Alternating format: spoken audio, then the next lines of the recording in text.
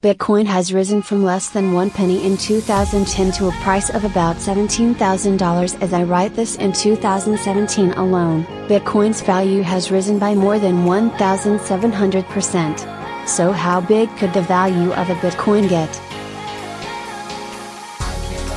Some experts have suggested that Bitcoin could rise to $1 million or more, but let's look at what it might take to get Bitcoin to a closer milestone of $100,000. First, what would $100,000 Bitcoin mean? There are currently about 16.7 million Bitcoins in circulation, so a $100,000 per coin value implies a total valuation of $1.67 trillion for all Bitcoins.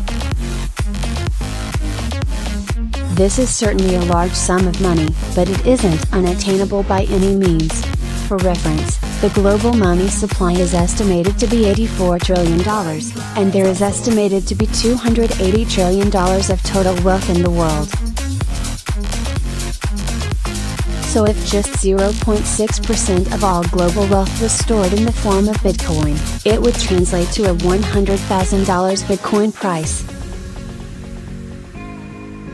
This would be a big leap from the current value of Bitcoin, but if the digital currency starts to gain serious traction, it's not outside the realm of possibilities.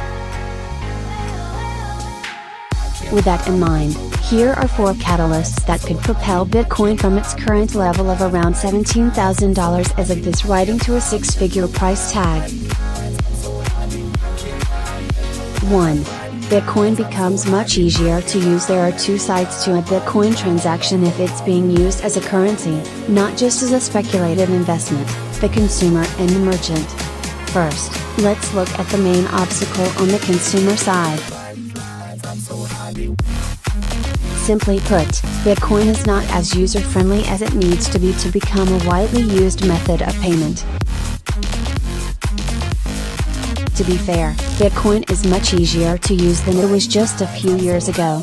However, it's still a rather complex process for newcomers.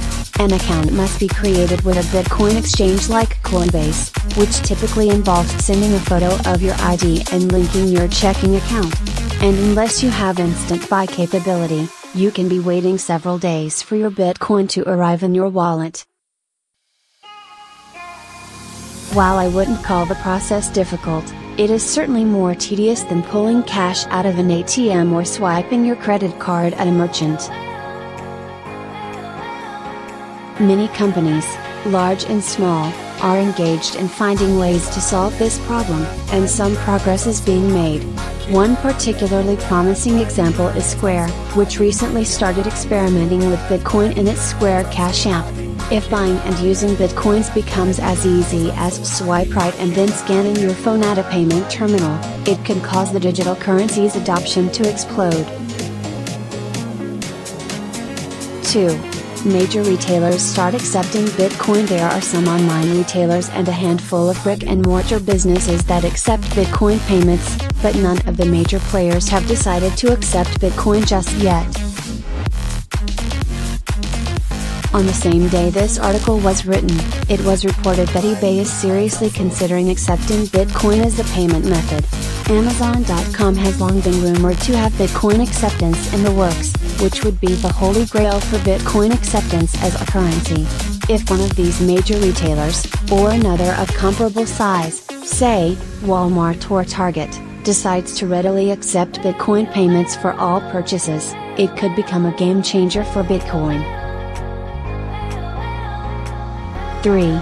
Trading activity continues to grow. In 2017, Bitcoin transaction volume has grown by 55% and 30,000 new Bitcoin wallets are created daily.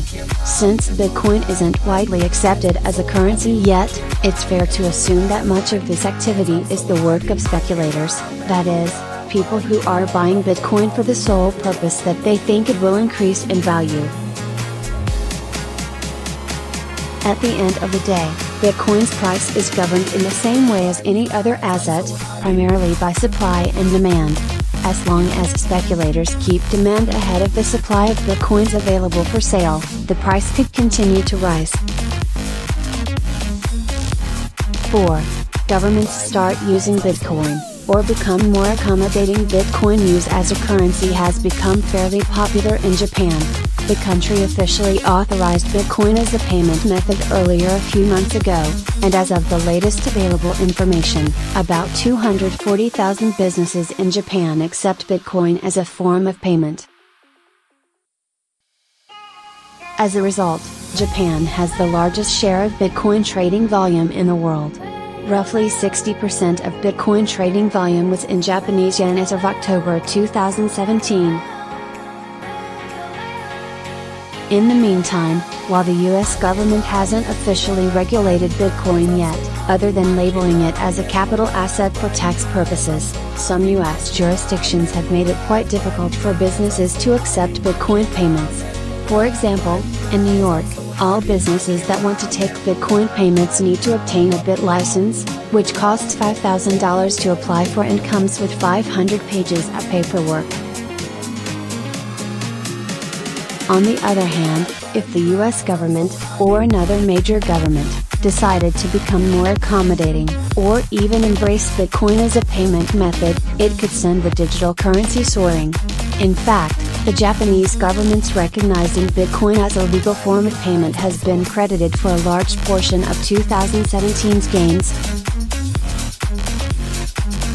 Could $100,000 be just a starting point? As I mentioned, $100,000 Bitcoin would still mean that just a small percentage of the world's money and wealth would be in the form of the digital currency. So it's conceivable that if Bitcoin becomes a mainstream currency, its long-term value could be much higher. I've written before that $1 million Bitcoin is entirely possible under the right conditions, and several financial experts think such a price level could be just a few years away.